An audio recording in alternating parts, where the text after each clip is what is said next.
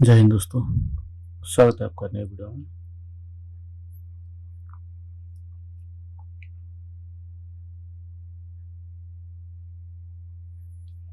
Okay, आज हम देखेंगे इंट्रोडक्शन सीरीज का नेक्स्ट डेवलपमेंट पार्ट है, वो है वेब ऐप डेवलपमेंट।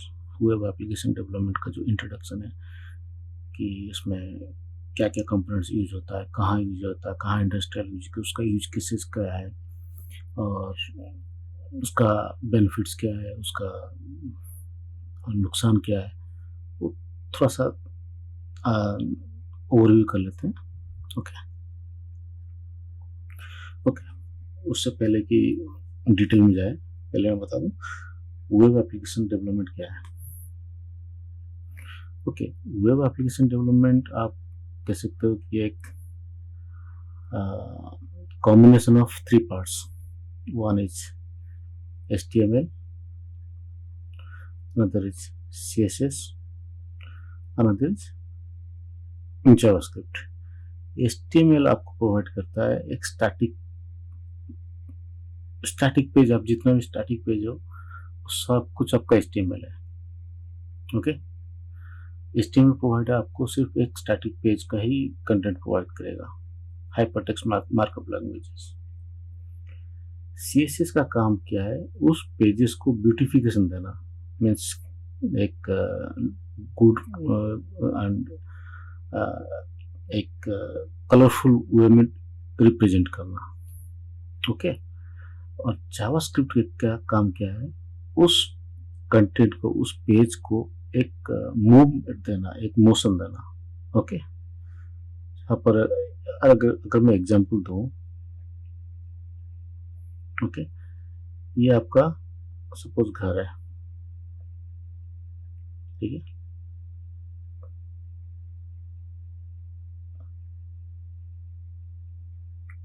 ठीक है ना।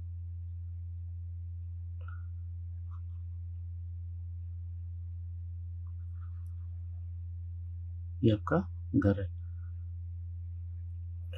ठीक है। ये हो गया आपका HTML।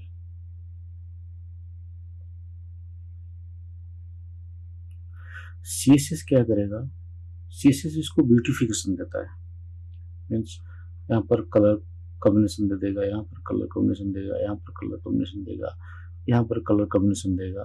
ओके, यहाँ पर कलर कोड देगा, कुछ अलग कोड देगा, ये ठीक है, उसका काम है CSS।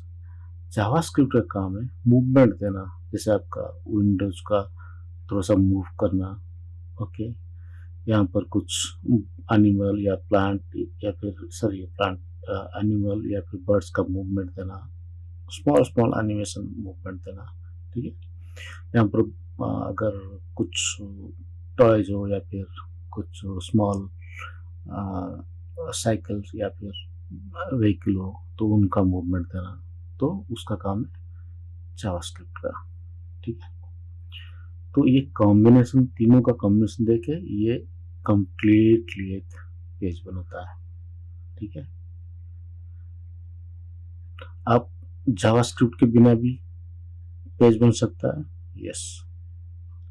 CSS के बिना भी पेज बन सकता है, यस।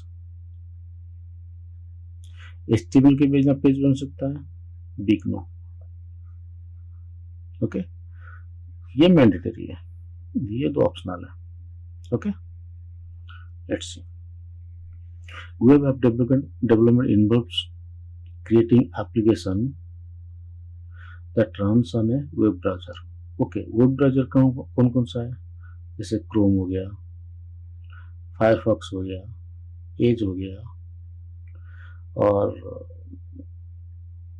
सफारी हो गया। ओके, और भी बहुत सारे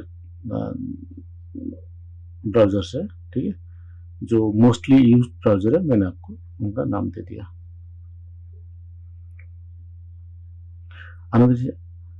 another thing is that web apps are web browser accessible over the internet or an internet means the connectivity within an organization। okay, local जो आपका ऑर्गेनाइजेशन के अंदर जो पेजेस चलता है वो इंटरनेट है, और इंटरनेट जो आपको ग्लोबल एनवायरनमेंट के साथ कनेक्ट करता है, ठीक है, वो इंटरनेट है। और ये इंटरनेट है, ये लोकल हो गया और ये ग्लोबल हो गया। Okay, clear? Another thing is accessed by web browser. Sorry, web apps are hosted on a server and accessed via web browser like Chrome, Firefox, or Safari or Edge. They can range from simple static page to complex dynamic applications with rich interactive features. Okay, ये जो चीज है ना, static page ये है आपका HTML, to complex और dynamic page है ना, ये आपका HTML पेजेस में नहीं होता है, ये आपका बनता है सर्वर पेजेस में। ओके, देन सर्वर पेज क्या करता है, उस चीज को कन्वर्ट करता है, उसका फंक्शनलिटी सबको कन्वर्ट करता है HTML में। ओके, देन HTML रन होता है। ओके, आपका ब्राउजर सिर्फ अंडरस्टैंड करता है दिस लैंग्वेज। ओके, सर्वर का काम है फंक्शनलिटी, वो कन्वर्ट होता है HTML पेजेस में, फिर जाके ये कैसे कन्वर्ट होता है, क्या प्रोसीजर है, कितना क्या क्या मेथडोलॉजी है, उसको हम बाद में जब वेब एप्लीकेशन का एनवायरनमेंट में डिस्कस करेंगे उसको हम कवर कर लेंगे। Okay, components of web app development. Web app development components क्या है, जो फ्रंट एंड है। फ्रंट एंड मीन्स जैसे मैंने बोला था, ये आपका फ्रंट एंड है, बाहर से आपको एक अपना घर दिख रहा है, ये आपका फ्रंट एंड है। ओके, फ्रंट एंड मीन्स आपका प्रेजेंटेशन, ओवरव्यू प्रेजेंटेशन, आप जिसको आप कह सकते हैं UI और UX। बैक एंड डेवलपमेंट में आप कैसे, बैक एंड डेवलपमेंट होता है जो बाहर से दिखता नहीं है, जैसे आपका घर में पाइपलाइन कहाँ, सॉरी वाटर पाइपलाइन कहाँ है, गैस पाइपलाइन कहाँ है, इलेक्ट्रिसिटी कनेक्टिविटी क्या है, इंटरनेट कनेक्टिविटी क्या है, ये सब आपको बाहर से नहीं दिखेगा। ओके, उस तरह एक वेब एप्लीकेशन में फ्रंट एंड है और बैक एंड हो गया। फ्रेमवर्क्स और लाइब्रेरीज क्या है, फ्रेमवर्क्स और लाइब्रेरीज जो थर्ड पार्टी हम लोग बहुत सारे जो इंफॉर्मेशंस को गैदर करना और कलेक्ट करना इजी काम नहीं होता है, इसलिए बहुत सारे थर्ड पार्टी क्या करते हैं, अपना इंफॉर्मेशन को शेयर करने के लिए, ग्लोबली शेयर करने या फिर पार्टनर के साथ शेयर करने के लिए या फिर पीयर टू पीयर शेयर करने के लिए, वो अपने इंफॉर्मेशन एक लाइब्रेरी में या फिर फ्रेमवर्क में कंपेक्ट करके रख देते हैं कि ये इंफॉर्मेशन एक रेस्ट्रिक्टेड एनवायरनमेंट में डाल देते हैं। ओके, तो उस लाइब्रेरी को कोई भी यूज करके उनका इंफॉर्मेशन कलेक्ट कर सकता है। ओके, वेब सर्वर क्या है, वेब सर्वर आप अगर इस केस में हुआ है तो ये जो लैंड प्रॉपर्टी है ना, ये जो लैंड है जहां पर घर बना है वो आपका वेब सर्वर है।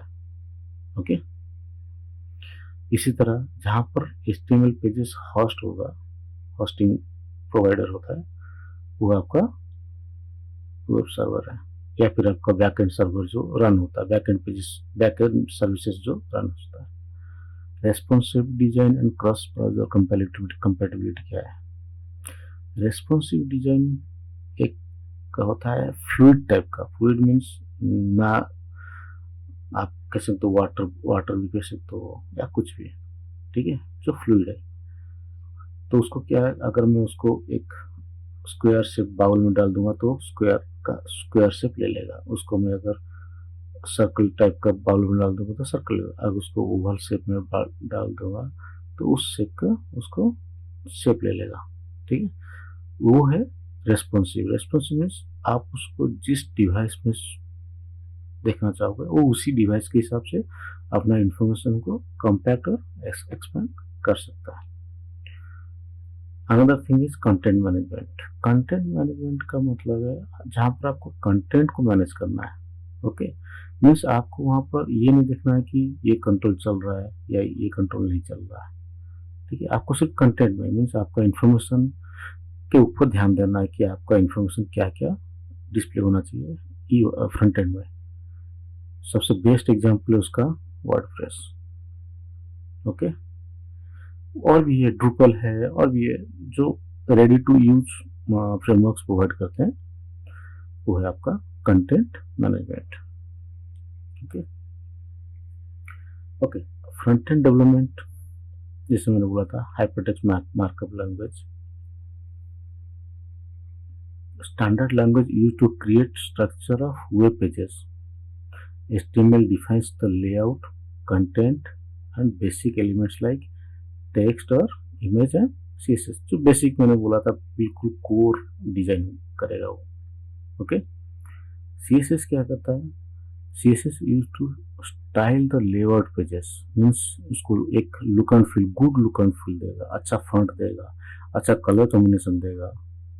ओके, मीन्स फंक्शनलिटी कुछ नहीं देगा, लेकिन एक look look wise, UI presentation wise वो आपको प्रोवाइड करेगा। विजुअल प्रेजेंटेशन आप जिसको कह सकते हैं, ठीक है, ये टर्म अच्छा है, विजुअल प्रेजेंटेशन। आपको जावास्क्रिप्ट क्या करता है? उसको मूवमेंट देता है, एक एनिमेशन टाइप का मूवमेंट देगा कि बर्ड मूव हो रहा है या फिर बटन का एक्शन मूव हो रहा है, बटन का कलर एनिमेशन के थ्रू ग्रीन से ब्लू हो रहा है, तो क्या वो जावास्क्रिप्ट का हो रहा है।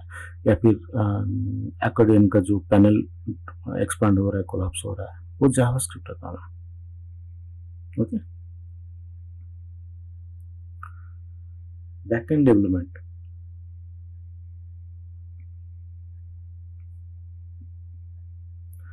बैकएंड डेवलपमेंट आपका जो, जैसे इसका टर्म ही बोल रहा है, ये बैकएंड डेवलपमेंट मीन्स आपको जो दिखाई नहीं देगा, जो बैकग्राउंड में काम करेगा।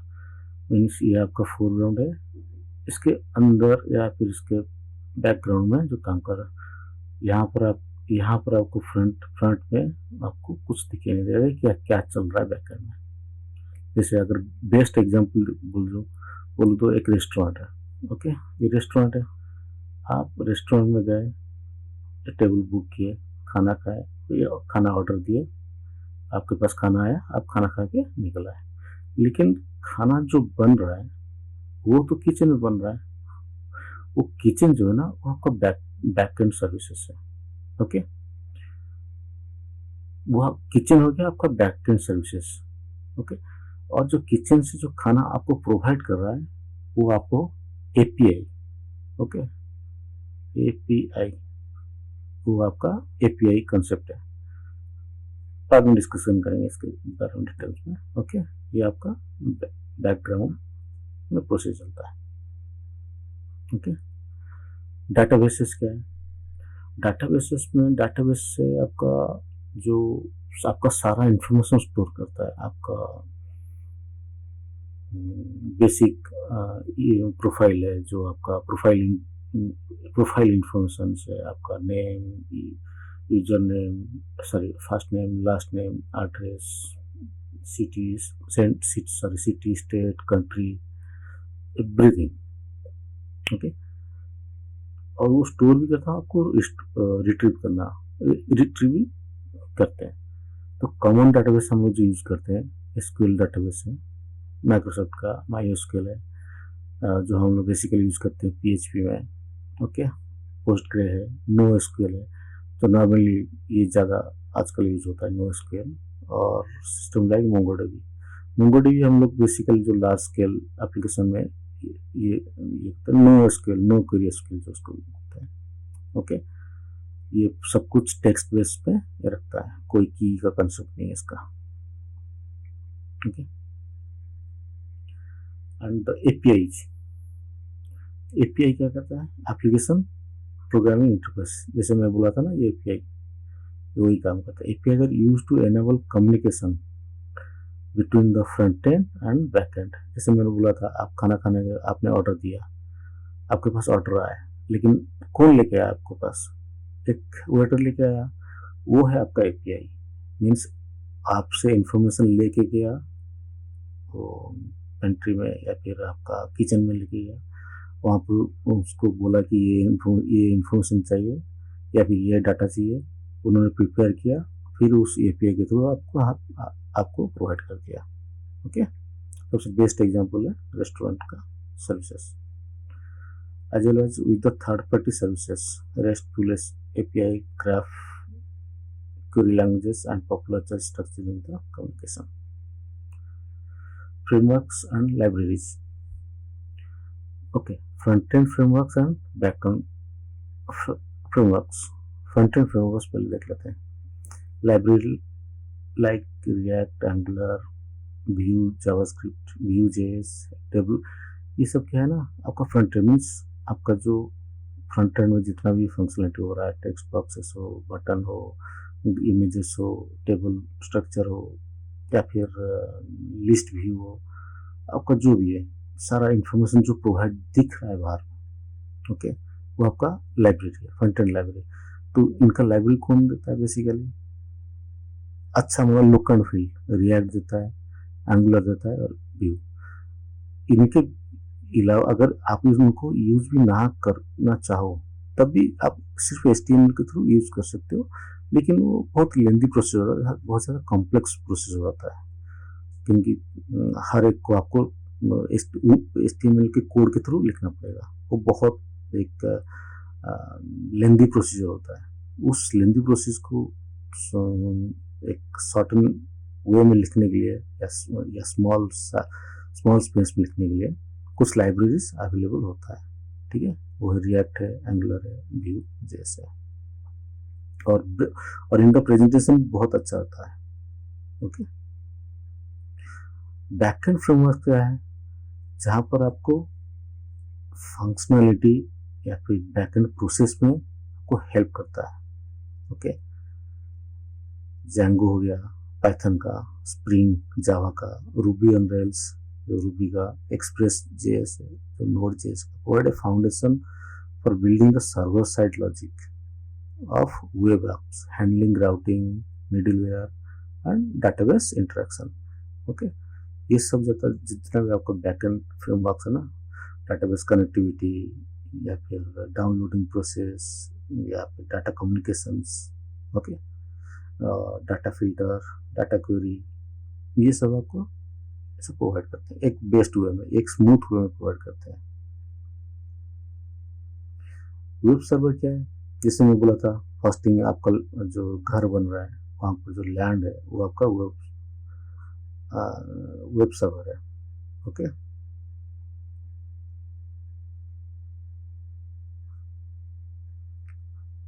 hosting and deployment web apps are hosted on the servers like Apache, Nginx, cloud services like AWS, Azure, Google Cloud, handles incoming requests, server static files, and blah blah blah, both in the content generated by the backend. Okay, जहाँ पर आपका सारा एक होता है ना, कितना request आ रहा है, कितना इनकमिंग रिक्वेस्ट आ रहा है, monthly, daily basis, weekly basis, monthly basis. Okay, कितना डाटाबेस कम्युनिकेशन का रिक्वेस्ट आ रहा है, कितना पेज कम्युनिकेशन रिक्वेस्ट आ रहा है, वेब का कैशिंग, पेज कैशिंग क्या कैसे हो रहा है, मतलब कितना फ्रिक्वेंटली वो थ्रूपुट आउटपुट दे रहा है. अनदर सिक्योरिटी, आपका जो वेब पेजेस को जितना भी आप प्रोवाइड करते हो उसको सिक्योर करना भी most important part of the web server है. क्योंकि आप इंफॉर्मेशन आप जो प्रोवाइड कर रहे हो वो आपका इंफॉर्मेशन, आपका पर्सनल हो सकता है, आपका ऑर्गेनाइजेशन का इंफॉर्मेशन हो सकता है, लेकिन अगर उस इंफॉर्मेशन को कोई हैक करके या चोरी करके उसको मिसयूज कर सकता है, ठीक है, उस चीज़ से बचने के लिए सर्वर्स सिक्योरिटी प्रोवाइड करते हैं. और बेसिक सिक्योरिटी आजकल जो HTTP से फायरवॉल भी ऑर्गेनाइजेशन लेवल पे फायरवॉल भी लगाते हैं. ओके, और authentications means to access those files through authentication is a most best way to prevent from hackers और to stole information from your server. Okay, responsive design, जैसे मैंने बोला था रेस्पॉन्सिव डिजाइन क्या है? आप उसको किसी भी शेप में डालो, वो उसी शेप में डिस्प्ले होता है। Okay,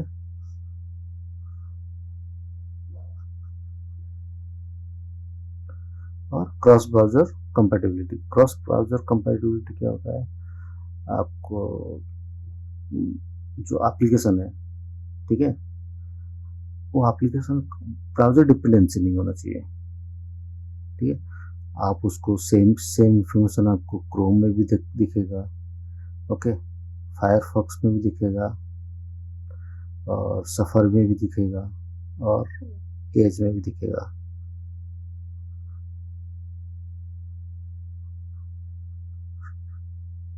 okay,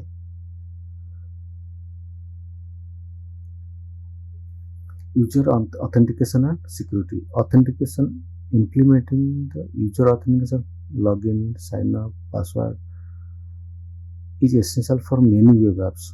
Invokes the integration with the OAuth provider like OAuth, ये एक टर्म है, ओपन ऑथराइजेशंस। ये आपका, इसका मतलब ये कि ये आपका वेबसाइट है, ठीक है, ये अनदर वेबसाइट है, ओके, वेबसाइट 2 है और ये वेबसाइट 1 है। वेबसाइट 2 क्या चाहता है, आपका इंफॉर्मेशन चाहता है आपका साइट से, ओके, उसने रिक्वेस्ट किया, तो आप क्या करोगे, आप उसको परमिशन तो दोगे, ठीक है, तो किस बेस पे। और दूसरी बात है, ये नहीं चाहता है इसका इंफॉर्मेशन आपके पास आए, ओके, वेबसाइट 2 नहीं चाहता है उसका इंफॉर्मेशन आपके, तो ये क्या करेगा, सारा इंफॉर्मेशन रख के, ओके, यूजर नेम पासवर्ड रख के ये एक की जनरेट करेगा, ओके, ऑथराइजेशन की, या फिर आप कुछ तो टोकन जनरेट करेगा, ओके, वो टोकन को ये भेज देगा और उसके साथ टाइमिंग भेज देगा कि टोकन का एक्सपायरी डेट क्या है, मीन्स 24 आवर है, या फिर 7 डेज है, या फिर 30 डेज है, या फिर 365 डेज है, ओके। जैसे डेट एक्सपायर हो जाएगा, सपोज 1 डेज में एक्सपायर हो जाएगा, विदिन 1 डेज वो विदिन 1 डेज ऑथेंटिकेशन नहीं मांगेगा, ओके। जैसे ही आप उसका इंफॉर्मेशन या फिर वो आपका इंफॉर्मेशन एक्सेस करेगा, तो वो आपका रिक्वेस्ट एक्सेस करना शुरू कर देगा, मीन्स यूजर इंफॉर्मेशन जो आप यूजर नेम और पासवर्ड देना, जैसे आपका टोकन, सब कुछ टोकन एक्सपायर हो गया, ओके, एक्सपायर करेगा तो फिर से आपको यूजर नेम पासवर्ड मांगेगा।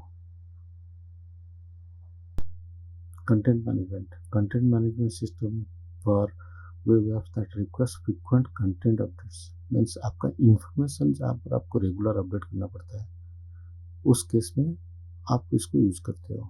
जैसे आपका ब्लॉग हो गया, न्यूज साइट्स हो गया, यहाँ पर आपको कंटेंट अपडेट होना पड़ता है, okay. WordPress, Drupal, Joomla are the best CMS type software, okay. इस पे क्या करता है, ऑलरेडी रेडीमेड पैनल्स और कंटेंट प्रोवाइडर्स होते हैं, टेक्स्ट बॉक्स, चेक बॉक्स और रिच टेक्स्ट बॉक्स आप कर सकते हो, या फिर एडिटर, ओके, सेम का एडिटर होता है, वो एडिटर आपको प्रोवाइड कर देते हैं। तो सिर्फ आपको कंटेंट यहाँ पर एंट्री करना है और सबमिट करना है, तो आउटपुट क्या आएगा, एक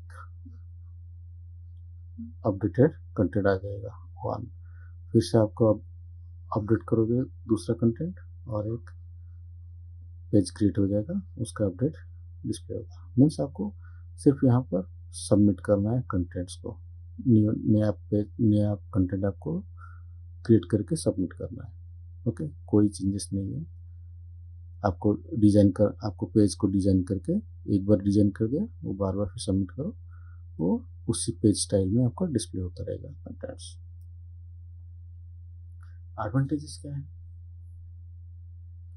एक्सेसिबिलिटी है, हर केस में आपको जहाँ इंटरनेट अवेलेबल है आपको अवेलेबल हो जाएगा through a browser, making them highly convenient for users.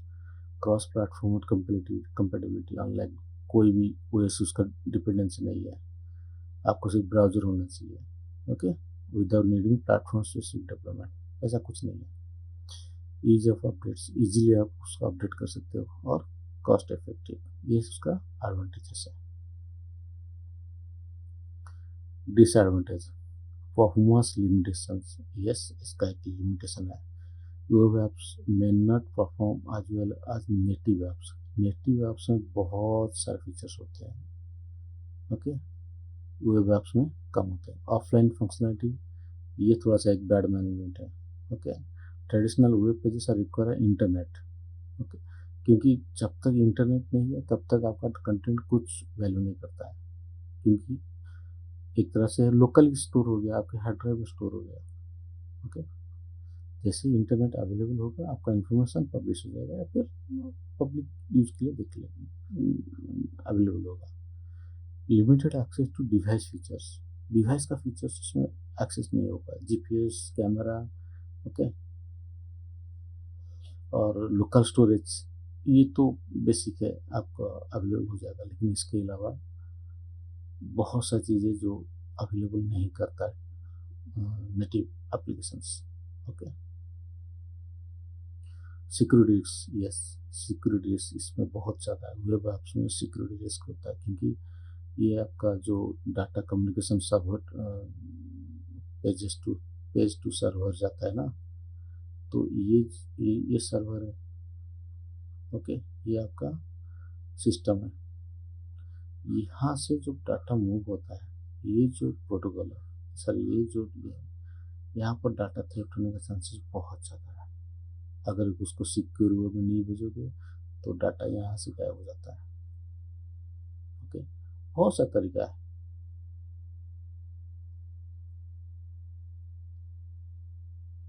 उसका इंडस्ट्रियल यूज क्या है, जितने भी ई कॉमर्स एप्लीकेशन है, ऑनलाइन स्टोर्स है, शॉपिंग कार्ट्स है, पेमेंट प्रोसेसर है, सब वेब ऐप्स का है। सोशल मीडिया नेटवर्किंग सब वेब ऐप्स का, बिजनेस एप्लीकेशन है, CRM, customer relationship management system जो है सीआरएम है, प्रोजेक्ट मैनेजमेंट सिस्टम है, उसको भी वेब एप्लीकेशन, एचआर पोर्टल्स है, कंटेंट मैनेजमेंट का जैसे ब्लॉग हो गया, न्यूज साइट्स हो गया, कंटेंट ड्रिवन प्लेटफॉर्म जहाँ पर कंटेंट का मोस्टली यूज होता है, मीन्स रेगुलर अपडेट का जरूरत पड़ता है, वहाँ पर कंटेंट यूज होता है।